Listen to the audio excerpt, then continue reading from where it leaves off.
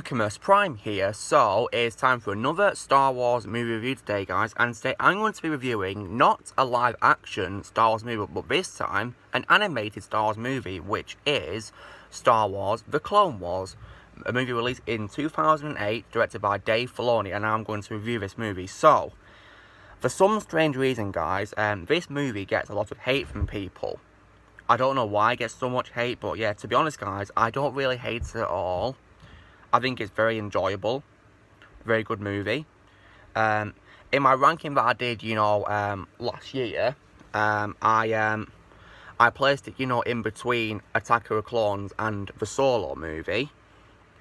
Might be quite low on my ranking, but that doesn't mean I think it's a bad movie. No, of course not. I don't think it's bad at all. But yeah, I do, however, have issues with the movie, guys, and yeah, which I'm going to get through. So yeah, now.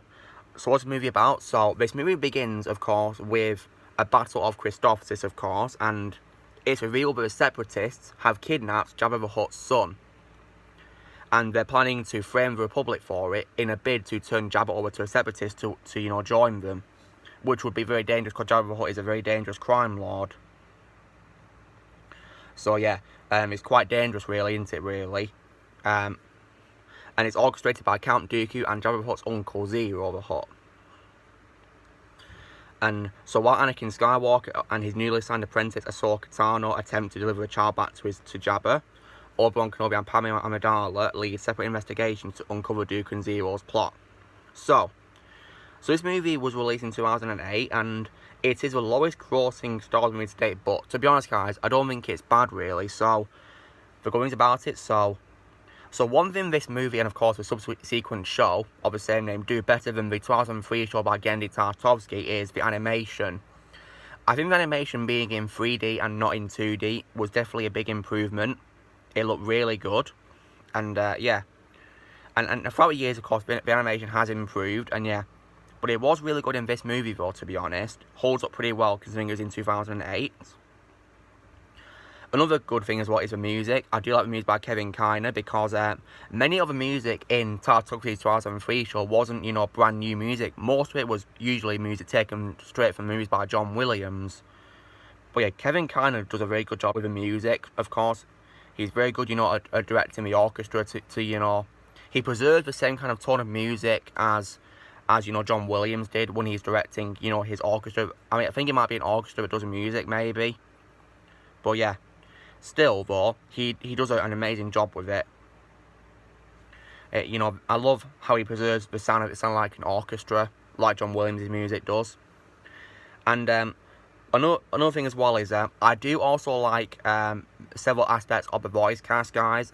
For example, I do love how Dave Filoni brought back several actors from the live-action movies to reprise their roles in this. For example, he brought back Matthew Wood as a battle droid, because Matthew Wood previously worked on a battle droid in the prequels, mainly in Revenge of the Sith, because I believe in the first one, Phantom Menace, were voiced by different actors.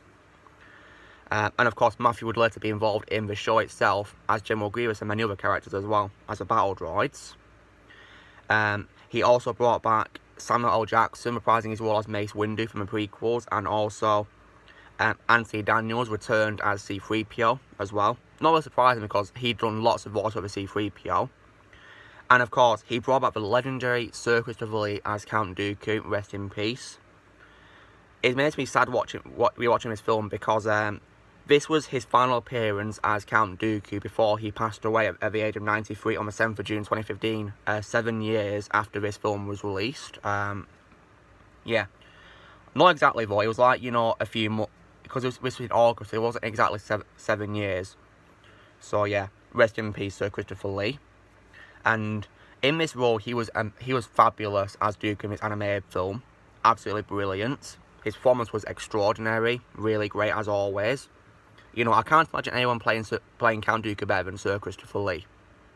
So yeah, another casting that I did love in this film, and of course in a subsequent show, was that of Palpatine, because in the Clone Wars show, guys, and of course this film itself, Palpatine is my favourite original trilogy character in the film and the show, but mainly the voice of Ian Abercrombie. I like him more than Tim Curry's voice of Palpatine, because what I love about Ian Abercrombie's voice is he once again does an amazing impression of Ian McDiarmid, an amazing impression of him. Like, he does so well at the voice of Palpatine, absolutely fabulous. And yeah, and what I do like is, alongside of course Ian McDiarmid, he does an amazing job of differentiating between the personas of Palpatine, you know, by being Chancellor Palpatine and Darth Sidious, because it's very hard to get the personas right, and only he and Ian McDiarmid himself have got it right, in my opinion, the most. Others have done as well, but sometimes they're a bit weaker than these two actors, you see, in my opinion. I did also like Catherine Tabor as Padme. She was a bit close to Natalie Portman a little bit. Preserved, you know, the charm that Natalie Portman had. She was pretty good in the role, absolutely. Even though Padme doesn't have much screen time in the film, she was still really good in the role. I did also like Kevin Michael Richardson as Jabba the Hutt, because he did a very good impression of Larry Ward from the original trilogy, and I think he definitely preserved his personality so well. And sometimes, guys, I might say that I like him more than Larry Ward, maybe, because I think he's definitely a wonderful contender to Larry Ward, because he's fabulous at Jabba the Hutt. He's really good. Other things that I do also like is, I do love Asajj Ventress. She is my favourite female Star Wars villain of all time, and I really love her character. She's voiced in this by Nika Futterman, and I like her more as Ventress than Grey Griffin from Tartakovsky's 2003 show, for several reasons, being because I think she's much more scarier than Grey Griffin's version. But don't get me wrong, guys, I do like Grey's version a lot, but I think Nika is more superior because she's more scary and, you know, menacing. And I do like how the show gives Ventress backstory where she's, you know, a Night Sister, and, you know, I do like that, because I feel like in Tartakovsky's show, she came out of nowhere with no backstory or development, really. And they, of course, never explained how she learned the ways of the Force or how to use a lightsaber either. But luckily, the Clone Wars and the show gave her, you know, the more backstory and development she deserves. She has far more presence in the show compared to Tartakovsky's show. But yeah, back to the movie though. Now, so on to the things that I think could have been improved. So yeah, one thing that I will say could have definitely been improved, guys. Okay, so one casting that I immensely disliked in both this movie and the show is, I did not like Matt Lanter as Anakin Skywalker. I know a lot of people do, but I personally don't like him as Anakin Skywalker, and there's many reasons why. One, he sounds nothing like Hayden Christensen, the one who played Anakin in the prequels.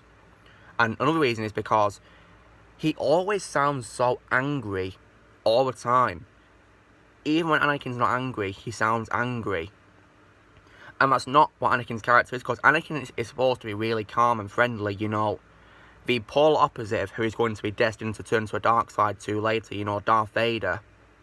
And I really don't like, you know, his voice at all, really.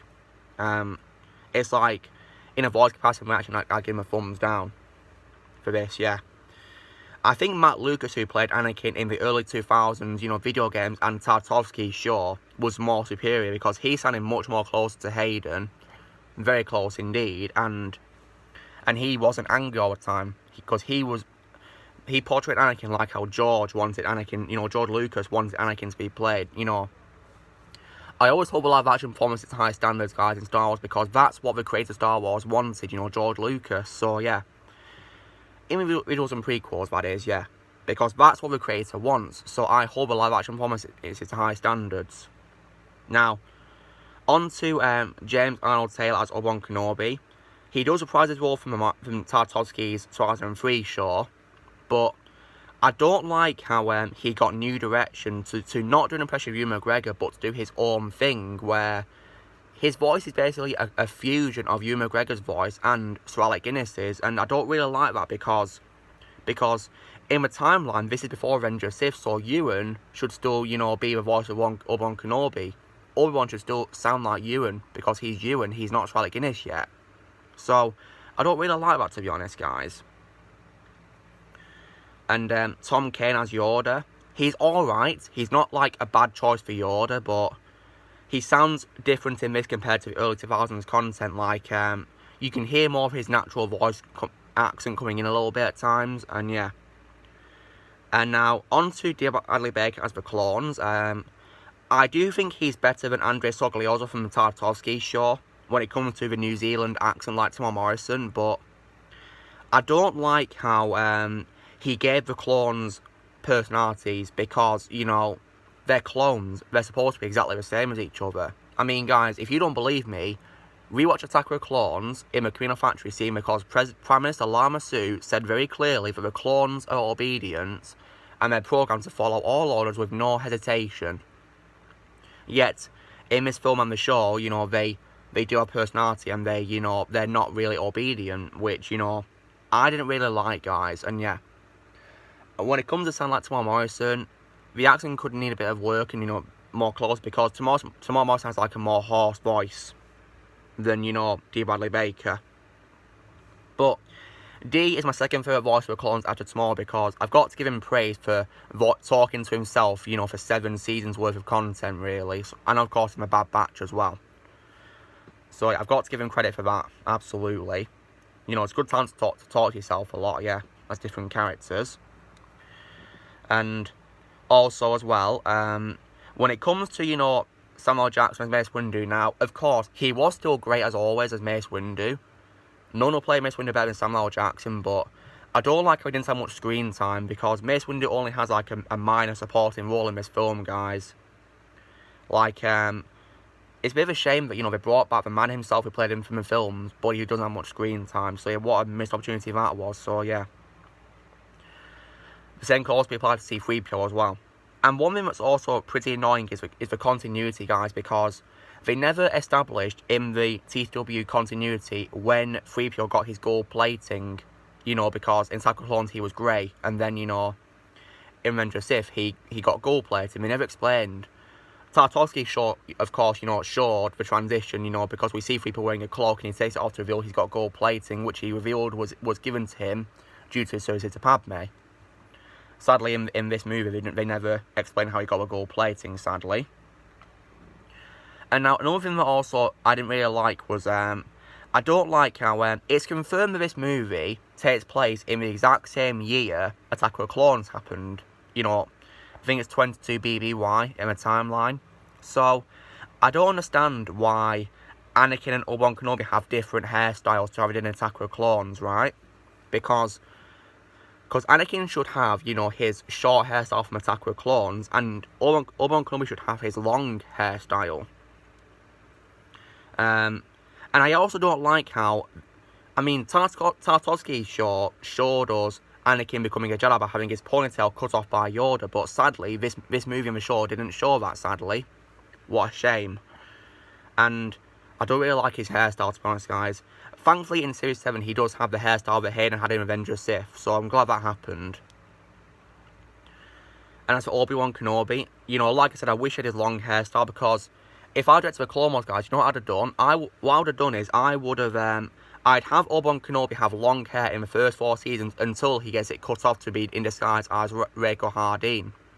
And then, for the rest of the series, he could grow his hair out, and by the time Series 7 happens, he looks like he does in Revenge of the Sith. I'd probably do that. But yeah, nonetheless though, guys, this movie is very enjoyable, a pretty good film. You know, I'd rather watch all the sequels and Solo, of course, absolutely. So, if I was to rank this movie, because I placed it after Attack of the Clones, I would probably give it a 6.5 out of 10. Like, I don't think it's a bad movie, but it's not entirely good either due to a continuity and some of the voice cast I don't really like that much. But speaking of voice cast, I do think Ashley Eckstein does a good performance as Ahsoka Tano in her debut, but I thought she was very good as Ahsoka. Even one of my favourite Ahsokas, of course, was Zero Dawson in The Mandalorian. But yeah, she's still really good for Ashley Eckstein. She's not a bad choice at all. She's very good. But yeah. So guys, you know the drill. Be sure to give this video a like. This is me reviewing the Clone Wars movie. So please let me know in the comments what you guys thought of the movie. I'd love to hear your thoughts out on the Clone Wars movie. And what you give it out of 10. I give it 6.5 out of 10. Also, be sure to join the team by pressing subscribe for more videos coming in the future. And may the Force be with you always.